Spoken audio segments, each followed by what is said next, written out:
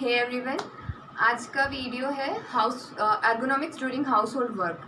तो जो भी हाउस वाइफ है या जो भी इवन वर्किंग वूमेंस है वो भी अपना ज़्यादातर घर का काम खुद से ही करते हैं। तो बेसिकली ये सभी लेडीज़ के लिए है। तो एर्गोनॉमिक्स क्या है कि हम देख रहे हैं कि आज के टाइम में बहुत कम एज में 30 की एज में 35 की एज में या उससे भी कम एज में neck pain, back pain, knee pain की कंप्लेंट्स हो रही है।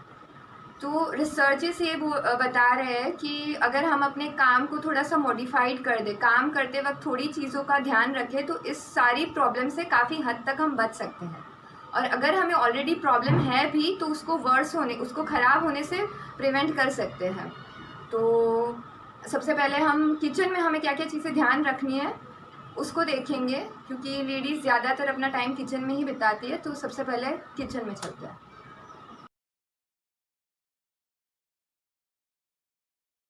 सबसे पहली चीज़, जो हमारे किचन का जो प्लेटफॉर्म की जो हाइट है वो बहुत ज़्यादा लो नहीं होनी चाहिए। वो प्रेफरेबली हमारी जो एल्बो है उससे थोड़ा सा अगर लो है तो चलेगा। बहुत ज़्यादा अगर लो है तो बहुत ज़्यादा अगर वो नीचे है तो हमें सारा काम झुक के करना पड़ेगा। तो उससे अपर बैक और लोअर बैक और नेक पे स्ट्रेन आने के चांसेस है। तो वो हाइट सही होनी चाहिए। दूसरी चीज़, हम जब काम कर रहे हैं तो उससे बहुत ज़्यादा दूर नहीं खड़े रहना है। अगेन हमें सारा काम झुक के करना पड़ेगा। अगर हम दूर खड़े रहें तो उससे हो सके उतना नज़दीक खड़े रहना है। और अगर आपके प्लेटफॉर्म की हाइट कम है तो आप ये चीज़ कर सकते हो कि आप जो कटिंग चॉपिंग वगैरह है वो आप नीचे बैठ के कर सकते हो। अगर आप नीचे नहीं बैठ पा रहे हो तो आप एक चेयर और टेबल अरेंज करके उस पर वो सारी चीज़ें कर सकते हो।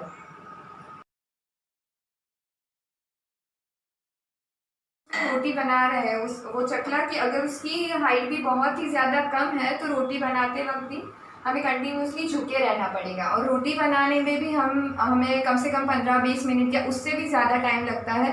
तो उतने टाइम तक अगर झुके रहेंगे तो भी बैक पेन होने के चांसेस है। तो इससे अच्छा है कि हम उसकी हाइट को मॉडिफाई करके उसको थोड़ा सा बड़ा रखें। तो हम उस वक्त जब रोटी कर रहे हैं तो हमारी बैक जो है वो स्ट्रेट रहेगी और इससे बैक पेन के चांसेस काफ़ी कम हो सकते हैं।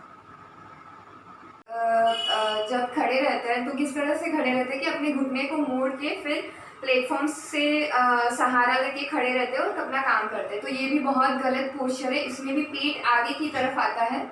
और स्पेशली लेडीज़ में, क्योंकि प्रेगनेंसी के वजह से या डिलीवरी की वजह से ऑलरेडी एब्डोमिनल मसल्स, जो पेट के जो मसल्स है वो वीक होते हैं। और इस पोस्चर में खड़े रहने से और एब्डोमिनल मसल्स ऑलरेडी वीक है तो बैक पे बहुत ज़्यादा स्ट्रेन आ रहा है। तो घुटने को मोड़े बिना घुटने को पीछे की तरफ पूरा खींच के, पेट को अंदर की तरफ खींच के, स्पाइन को स्ट्रेट रख के खड़े रहना है।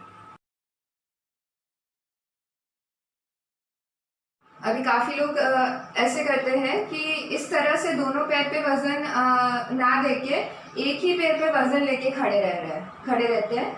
तो इससे क्या होता है, एक तो आप देख सकते हैं कि एक ही साइड के पैर पे पूरा वजन आ रहा है पूरी बॉडी का। तो एक साइड का जो हिप जॉइंट है, जो नी जॉइंट है और जो हील है उस पर ज़्यादा स्ट्रेन आता है, उस पर पेन आने के चांसेस बढ़ जाते हैं। दूसरी चीज़ ये होती है कि हमारा जो पेल्विस है उसका अलाइनमेंट इस तरह से होना चाहिए, उसकी बजाय वो या ऐसे हो जाता है। तो उसकी वजह से भी पेन आ सकता है जॉइंट्स में। तीसरी ये चीज़ होती है कि जो हमारे जो स्पाइन स्ट्रेट रहनी चाहिए वो भी नहीं रह पाती है उस पोजीशन में स्ट्रेट। तो उसकी वजह से भी प्रॉब्लम आ सकते हैं बैक पेन के।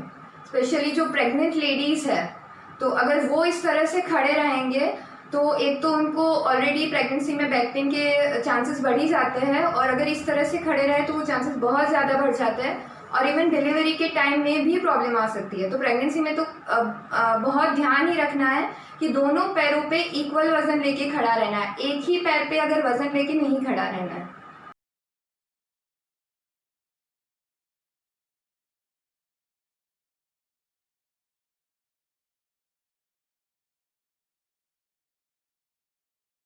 जब हम क्लीनिंग कर रहे हैं तो पहला, जब हम डस्टिंग करते हैं तो इसको भी बहुत ज़्यादा ज़ोर से नहीं करना है। शोल्डर पे जर्क आने के चांसेस है, तो आराम से ही करना है। जब हम वैक्यूम करते हैं तो ज़्यादातर लोग इस तरह से करते हैं कि एक ही जगह पे खड़े रह के फिर वैक्यूम को घुमाते हैं अलग अलग जगह पर। तो इससे बेटर ऑप्शन ये है कि हम वैक्यूम के साथ चल के वैक्यूम कर दें, जहाँ तक हम पहुँच सकते हैं ज़्यादातर वहाँ तक उसके साथ चल के ही उसको कर दें, तो बैक पे जो ट्विस्ट आ रहे हैं वो कम से कम आएंगे।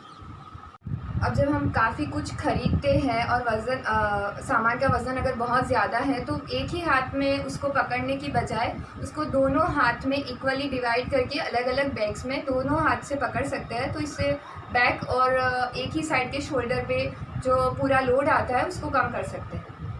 Okay, this all for this video. अगर आपको ये वीडियो अच्छा लगा हो तो वीडियो को एक लाइक करें, और इससे भी ज़्यादा ज़रूरी ये है कि अपनी लाइफ में इन सब चीज़ों को इंक्लूड करें और आपके फैमिली फ्रेंड्स में जो भी लेडीज़ हैं उनके साथ शेयर करें। और अगर आपको कोई भी क्वेरी है इस वीडियो रिलेटेड तो आप कमेंट में पूछ सकते हैं। Thank you.